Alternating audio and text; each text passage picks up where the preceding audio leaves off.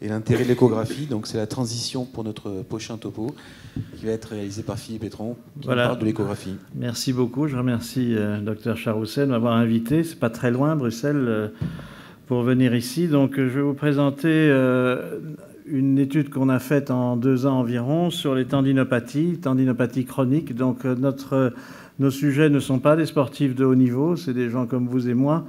Quelques-uns sont des sportifs de haut niveau, mais la grande majorité sont vraiment des sportifs amateurs ou des jardiniers ou des gens qui ont mal au tendon à cause de leur travail ou à cause de leur sport amateur.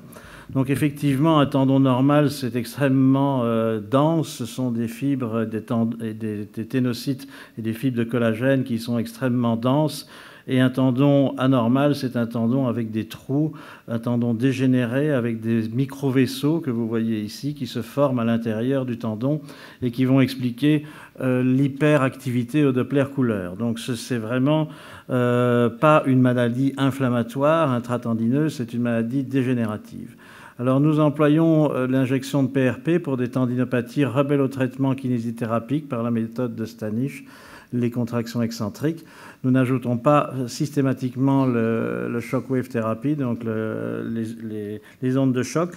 Nous les utilisons aussi pour les ruptures partielles intratendineuses, donc qui sont un avatar en fait de ces tendinopathies rebelles. C'est la forme un peu plus terminale de la tendinopathie, avec des trous visibles à l'échographie, avec des fissurations visibles à l'échographie. Nous les indiquons pour les tendinopathies d'insertion, comme les épicondyles, médiales ou latérales, et la rotule, donc dans le même cas que le docteur Agé, mais aussi dans les tendons longs, comme le tendon d'Achille, ou dans des pathologies plus corporéales du tendon sous-rotulien. C'est pour nous une excellente alternative et toujours à faire avant toute décision chirurgicale de non-effet du traitement, parce que la plupart des patients, comme vous avez vu, comme vous allez le voir et comme vous avez déjà vu, vont pouvoir éviter une chirurgie. Nous ne donnons plus d'AINS-PEROS, sauf dans les quelques jours initiaux de la tendinopathie. Et nous avons injecté quelques ligaments, notamment des ligaments collatéraux médians et des muscles notamment. Alors là, je suis tout à fait d'accord, le plus tôt possible et pour raccourcir le temps d'immobilisation chez les sportifs. Alors, importance du kit d'injection, on en a déjà parlé dans la première présentation.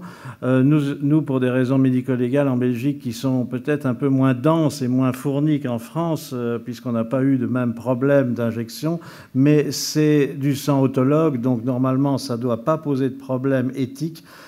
Mais le kit doit être marqué CE, la procédure doit être stérile, et nous aimons que la procédure se fasse sans que le sang ne sorte de la pièce où se fait l'injection. Donc la centrifugeuse est à côté de l'échographe. Nous choisissons le kit pour essayer d'avoir, comme les autres orateurs l'ont dit, le moins possible d'autres éléments figurés dans le centrifugat. Donc pas de globules blancs, le moins possible de globules rouges. Une adéquation entre la quantité injectable et la quantité produite, ce qui exclut quelques kits qui sont au départ, qui ont été faits pour les chirurgiens maxillofaciaux et qui demandent une ponction sanguine de 80 cc pour avoir à peu près 25 ou 30 cc de plasma. Dans un tendon, on injecte 1 ou 2 cc, donc ce n'est pas la peine d'en avoir 20. Et nous utilisons des aiguilles très fines parce que nous ne faisons pas de ténotomie non plus percutanée. Alors l'injection, c'est ceci. Donc on place l'aiguille dans le tendon et puis sous contrôle échographique, vous voyez la diffusion du produit qui va même très loin dans des fissures ou dans des morceaux de tendon moins résistants qu'on n'avait même pas découvert à l'échographie avant. Et si on injecte dans un morceau de tendon qui est normal, eh bien c'est extrêmement difficile d'injecter. Donc, sous guidage échographique, on a suivi sans discontinuité les 68 premiers patients.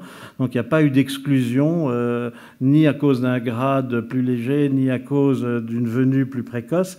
Et dans ces 68 patients, nous avions une majorité de coudes, donc 35 en fait coudes, en ajoutant les épicondyles médiaux aux latéraux, 17 tendons d'Achille, 10 tendons sous-rotuliens, et puis quelques raretés, des coiffes de rotateurs, des ischio-jambiers, donc le tendon proximal des ischio-jambiers sur l'ischion et un moyen glutéal au niveau du grand trochanter. Les résultats ont été suivis, donc ces patients ont été suivis pendant 6 mois pour un groupe, pendant 3 mois pour l'autre groupe. D'abord parce que la thèse de l'étudiante en médecine se terminait et qu'il fallait bien arrêter à un moment. Et puis après, on a pu comparer les résultats entre 3 mois et 6 mois. C'était un suivi clinique avec des échelles visuelles analogiques que nous demandions aux patients de remplir au moment de l'entretien avec l'étudiante en médecine. Il y avait 3 échelles visuelles analogiques, une qui nous demandait quel était le type de douleur et la force de la douleur lors de l'activité sportive. Une, ça ne s'appliquait pas toujours, il y avait des non-sportifs, une pour l'activité professionnelle, puisqu'il y avait des non-sportifs, et une pour la vie de tous les jours. Alors le premier groupe qui a été suivi 6 mois comprenait 50 patients et nous avons eu 80% de résultats excellents ou très bons, c'est-à-dire avec une échelle visuelle analogique qui atteignait 0 ou 1 lorsque on les revoyait 6 mois après. C'était vraiment très étonnant et comme l'a dit l'orateur précédent, mon PRP scepticisme s'est modifié au vu de ces résultats. 10 sur 50, parce que je vous répète que c'était des patients qui avaient des tendinopathies de long terme, qui avaient tous eu de la kiné. Certains se plaignaient depuis plus de 15 mois et n'avaient pas eu de résultat avec aucun traitement autre. 10 n'avaient pas d'amélioration, parmi lesquels 2 sur 3 coiffe des rotateurs, 1 sur 2 des ischio-jambiers, 1 sur 1 du moyen glutéal. Ce qui nous fait penser que soit notre technique d'injection n'est pas aussi bonne pour ces tendons-là, ou que c'est peut-être des pathologies différentes, et on va revenir un peu sur la coiffe des rotateurs après. Il n'y avait que 6 sur les cas classiques qui n'avaient pas répondu au traitement, ce qui est quand même pas beaucoup. 18 patients dans le deuxième groupe, avec un peu moins de bons résultats, 72%, au lieu de 80%. 5 statu quo, la moyenne d'âge des statu quo par rapport aux guérisons ou aux améliorations n'était pas différente, donc ce n'est pas une question d'âge. La moyenne d'âge des autres était légèrement inférieure.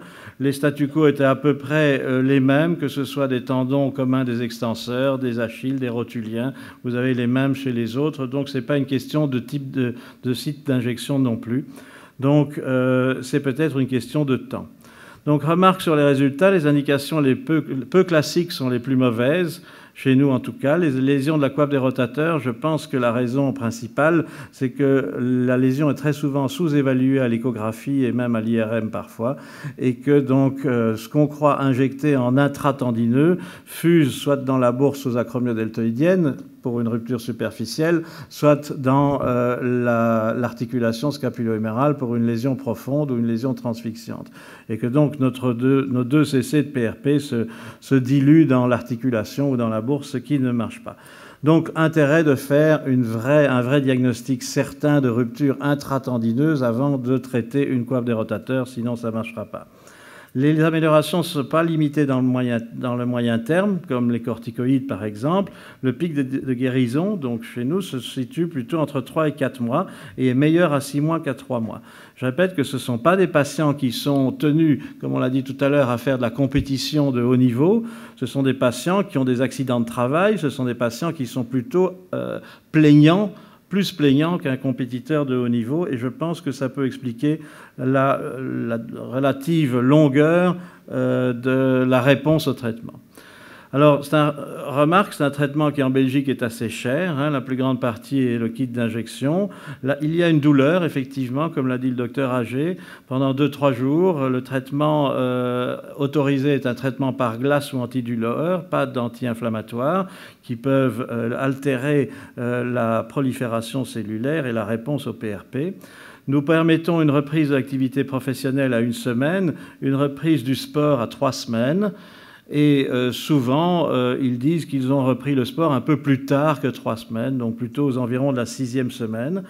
Nous n'avons aucun dégât, comme les autres orateurs, chez aucun patient à 6 mois ni plus tard. Nous avons une amélioration de l'image échographique qui est constatée, vous allez en voir quelques-unes, entre 3 et 6 mois, avec des remplissages vraiment des fissures que vous allez voir tout à l'heure. Par contre, il y a peu de modification de la vascularisation sur les contrôles, même à 6 mois. Le tendon reste quand même assez microvascularisé. Par hasard, une autre étude a été faite dans le même hôpital par le chirurgien sans échographie et avec ténolyse percutanée. Donc lui avait 33 patients qu'il a suivis avec un âge moyen de 48 ans, 16 hommes, 17 femmes et un follow-up moyen de 10 mois avec un contact téléphonique. Les résultats ne sont pas très différents si on ajoute ceux qui ont une petite gêne à l'effort, puisqu'on a aussi dans les 80-84%. Donc par rapport à nos résultats, ce n'est pas très différent et ce sont des épicondylites. Et je rejoins peut-être une remarque qui a été faite tout à l'heure, que le tendon commun des extenseurs est un tendon qui est relativement facile à toucher et à atteindre et que peut-être pour les tendons courts, l'échographie est totalement nécessaire. Par contre, pour les tendons longs, c'est certain, et pour les muscles, c'est totalement évident. Il n'y a pas moyen d'injecter au bon endroit si on n'a pas une échographie. Je laisserai pour une autre discussion peut-être le fait de savoir s'il faut faire en même temps une ténotomie à l'aiguille du tendon ou pas. Alors voici quelques exemples où vous voyez à gauche un épicondyle latéral avec un tendon commun des extenseurs. Alors j'arrête l'image quelques secondes pour ceux qui n'ont pas l'habitude de l'échographie. Vous voyez ici la corticale de l'épicondyle huméral. Ici vous avez le condyle huméral avec la petite fossette supracondylienne. Le radius est plus vers le bas. Et tout ce que vous voyez ici, c'est le tendon commun des extenseurs. Alors vous voyez qu'il y a dans ce tendon commun déjà une calcification, ce qui vous prouve que cet homme de 58 ans qui n'a rien d'un grand sportif mais qui joue au tennis toutes les semaines, normalement, n'a plus pu jouer depuis 18 mois. Il a une calcification, c'est une vieille tendinopathie. Vous allez voir qu'il a aussi des petites fissurations que vous voyez par exemple ici. Je ne sais pas si ça passe bien ou si on peut peut-être diminuer la lumière, si c'est possible dans la salle, c'est possible ? Mais il y a des petites fissurations ici, il y a des irrégularités de la corticale humérale qui montrent que c'est déjà une vieille lésion. Le Doppler couleur vous montre une hyperactivité intense au niveau de ce tendon commun des extenseurs avec une direction des vaisseaux vers la lésion qui est la plus profonde ici. Et donc, avec une seule aiguille, une seule perforation du tendon, nous mettons l'aiguille à l'endroit où nous voyons les lésions et nous injectons le PRP à cet endroit-là. Nous injectons 1 cm3 et comme dans les autres cas que vous avez déjà vus, c'est assez impressionnant puisqu'il se forme une sorte de petite vacuole relativement grande par rapport à ce qu'on voyait avant où il n'y avait qu'une petite fissuration. Ne vous en faites pas, cette vacuole disparaît en quelques minutes, au plus tard quelques dizaines de minutes, et le patient repart non seulement sur son coude, ça c'est rare, mais sur ses 2 pieds avec un tendon d'Achille, sans béquille, sans rien du tout. Je vous rappelle qu'on emploie des aiguilles très fines qui sont des aiguilles de 26G. Ce patient a rejoué 4 mois plus tard. Un autre, c'est un basketteur où vous voyez un tendon sous-rotulien avec un jumper's knee. C'est un jeune basketteur. La lésion se trouve à la partie profonde du tendon. Ceci est la rotule, ceci est le tendon, et vous voyez que la vascularisation, tout comme l'hypoéchogénicité du tendon, se situe uniquement sur la partie profonde du tendon. Là, je pense quand même que si vous injectez pas sous échographie, vous avez autant de chances d'arriver dans la partie superficielle qui n'est pas atteinte, ou dans cette partie-ci, ou dans la graisse de Hoffa, ou de toucher le pôle inférieur de la rotule, tandis qu'avec le guidage échographique, vous pouvez diriger l'aiguille exactement dans la partie profonde du tendon en préservant la partie superficielle et injecter dans cette zone qui était anormale avant l'injection. Vous voyez où il y a le plus de vascularisation et exactement dans cette zone. Un troisième cas, ce patient a rejoué, donc c'est 3 mois plus tard. Un troisième cas chez un adepte du CrossFit, je ne sais pas si vous savez ce que c'est. C'est un machin qui ressemble à peu près à du powerlifting associé à de la musculation. Et c'est très, très dommageable pour les tendons. Pour nous, c'est très bien, médecins, mais pour eux, c'est très dommageable. Donc, vous avez ici un patient qui a 20 ans, qui a une calcification dans son tendon sous-rotulien, une fissure avec un véritable trou dans son tendon rotulien. Ce trou a été injecté sous PRP. Voici le contrôle 4 mois plus tard où vous voyez une perte, cette fissuration a quasiment disparu. La calcification, bien sûr, reste là. C'est peut-être un des cas les plus intéressants ici où vous voyez, c'est un policier, et pas un sportif aigu. Il fait une intervention policière le jour de l'an 2011 et l'examen initial, le 4 février, donc un mois plus tard, vous montre qu'il existe une petite lésion très focale dans ce tendon. Là, je crois qu'on peut peut-être éteindre carrément parce que c'est... Dommage sinon de ne pas voir les images. Vous avez ici donc une petite lésion intratendineuse qui est très focale. Son tendon d'Achille, c'est tout ceci. Donc nous allons du côté médial, du côté latéral. C'est plutôt ces deux trucs-ci qui gênent, mais ce n'est pas grave si vous n'y arrivez pas. On attend encore une seconde. Ça, c'est mieux. Et donc, vous voyez ici une petite lésion focale qui n'est pas grande, qui doit être de l'ordre infracentimétrique, à la partie tout à fait postérieure et légèrement latérale du tendon. C'est sûr qu'à la palpation, on ne peut pas distinguer où ça se trouve. Ce n'est pas possible. Ça, c'est la coupe longitudinale du tendon. Le haut est ici, le bas est là. Le tendon est épaissi dans cette région-là. Et la zone focale est bien tout à fait postérieure. Le tendon est quasi normal ou tout à fait normal, je dirais ici. Et quand on ajoute la vascularisation au Doppler couleur, on voit que c'est là que ça flash. Donc, on va viser avec l'aiguille uniquement dans cette région focale. On le fait par coupe, sur une coupe sagittale.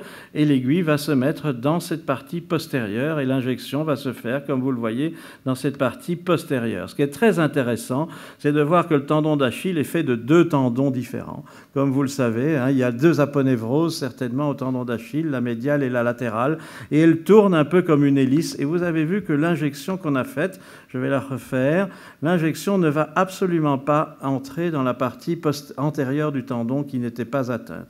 Il y a une sorte de limite à la lésion et une sorte de limite à l'injection.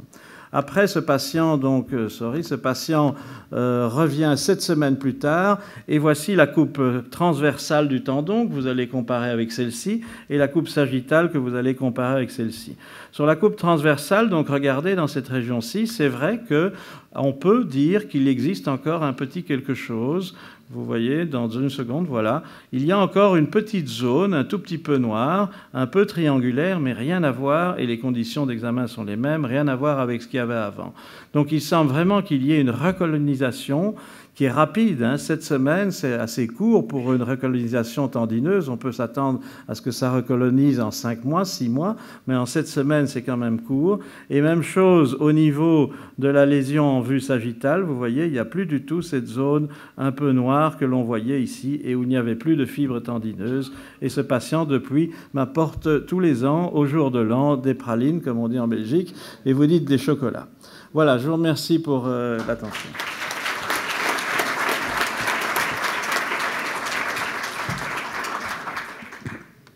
Merci beaucoup pour cette présentation très très complète. Moi, je voulais vous poser une question de clinicien. La vraie corrélation entre les améliorations échographiques et les améliorations cliniques. Donc l'amélioration échographique est habituellement plus tardive que l'amélioration clinique. Donc, on voit encore à l'échographie des petites zones. À 7 semaines, il était revenu, il n'avait plus de douleur. Il voulait reprendre son travail de policier, qu'on l'a laissé reprendre. Et on voit encore des petits quelque chose. C'est la même chose dans le muscle, dans le tendon, dans les ligaments. On a toujours l'impression à l'échographie qu'il y a encore une anomalie. Et en fait, ça paraît normal parce que l'échographie est une image morphologique et qu'un muscle revient pas toujours exactement à sa morphologie de départ, à sa structure de départ, et un tendon encore moins. Et donc, il y a toujours des altérations morphologiques à l'échographie malgré l'amélioration clinique.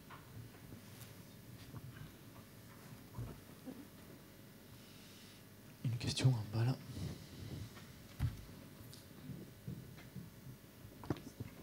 J'en profite pour poser une petite question. Est-ce que, dans ton expérience, il y a certaines formes de lésions que tu vois mieux quand même à l'IRM qu'à l'échographie? Est-ce que l'échographie est limitante pour toi sur ces pathologies-là?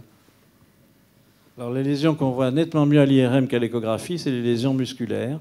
Au niveau tendineux, c'est le contraire. Donc, je pense qu'il n'y a pas de meilleure imagerie du tendon que l'échographie.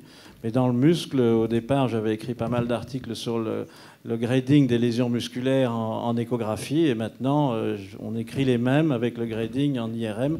Et je pense qu'on a raison. L'IRM montre l'œdème qui préfigure de la première lésion musculaire que l'échographie ne parvient pas à montrer. Donc maintenant, je passe mes muscles rapidement, comme on l'a dit, à l'IRM, et les tendons restent à l'échographie. Finalement, qu'est-ce qui fait mal? Avant, on disait que on piquait au niveau de l'angiogénèse. Quand on faisait des infiltrations de corticoïdes, on pensait qu'il y avait des néovaisseaux. Les néovaisseaux étaient responsables de la douleur.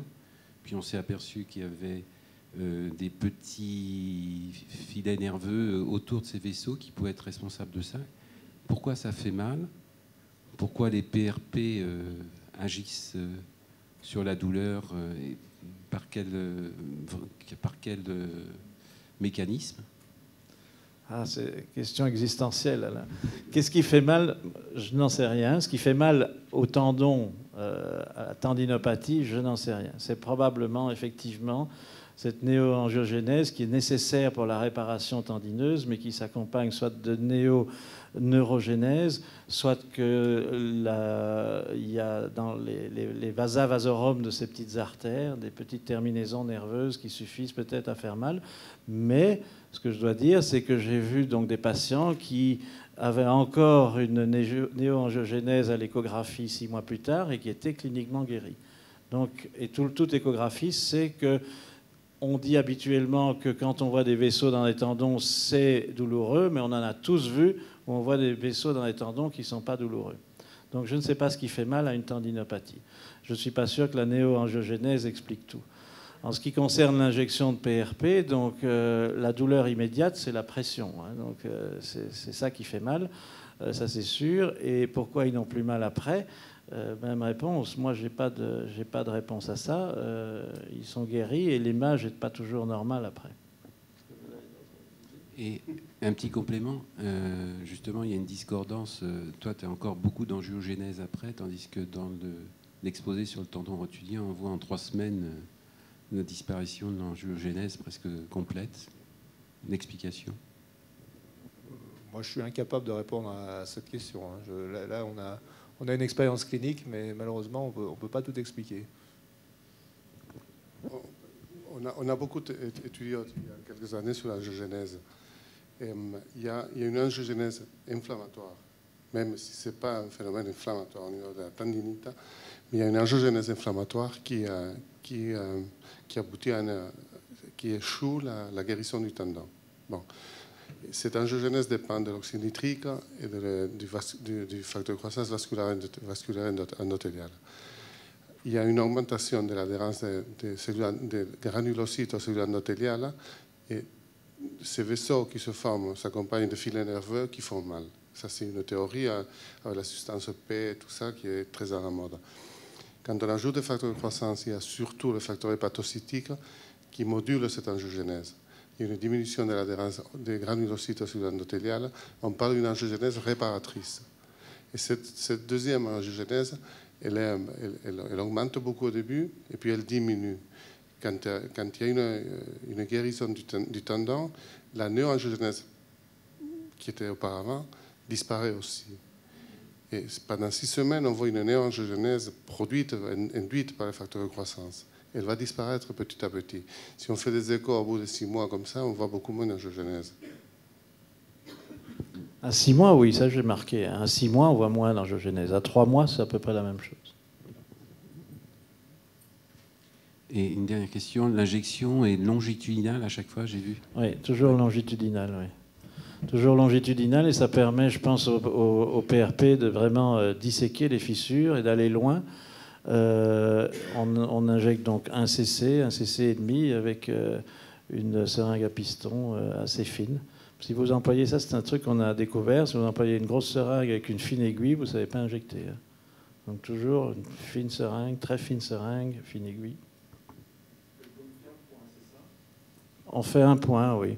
Dans un tendon d'Achille, on en fait 2 ou 3. Dans un tendon sous-rotulien, ça dépend si la lésion est très focale ou pas. Dans un épicondylien, on en fait 1. Mais on peut ressortir et changer la direction de l'aiguille sans sortir de la peau. Donc c'est 1 point, mais ça peut être 2 ou 3 injections dans le tendon. Je pense que écrit par Mishra, c'était des heparin. Heparin, ça veut dire plusieurs fois. Donc il triplet les épicondyliens, faisant une dizaine de fois. Donc ça, c'est la ténotomie percutanée. Donc quand même, c'est une fenestration, vous appelez ça comme vous voulez. En anglais, c'est fenestration. Mais c'était la première publication d'Ari Mishra de 2006. J'ai rencontré l'ami Charles aux États-Unis et il a changé. Et à l'époque, il faisait 100 repères échographiques et maintenant, depuis plus de 5 ans, il utilise cette technique-là avec échographie et il fait plus qu'une ou deux injections dans le tendon pour ses épicondyliens. Ça, c'est un élément important. En tout cas, merci Philippe de nous avoir présenté cette magnifique topographie sur l'échographie. On a vu de très très belles images d'échographie. Moi, je suis convaincu qu'il faut savoir l'utiliser, que c'est un élément très important qui nous permet de conduire. Hein. On ne se met pas le bandeau devant les yeux quand on conduit une voiture, donc c'est important de voir où est-ce qu'on va mettre le PRP. En tout cas, merci encore pour ta présentation. Et puis juste un dernier rappel, c'était bien sur la législation d'utilisation du PRP en Belgique. On a la même en France. C'est utilisation une sorte de one-shot. On peut, à partir du moment où on prélève le sang, on centrifuge, on prélève tout de suite les plaquettes et qu'on les réinjecte tout de suite, on a l'autorisation. Donc finalement, en dehors de la législation fiscale, on a les mêmes lois.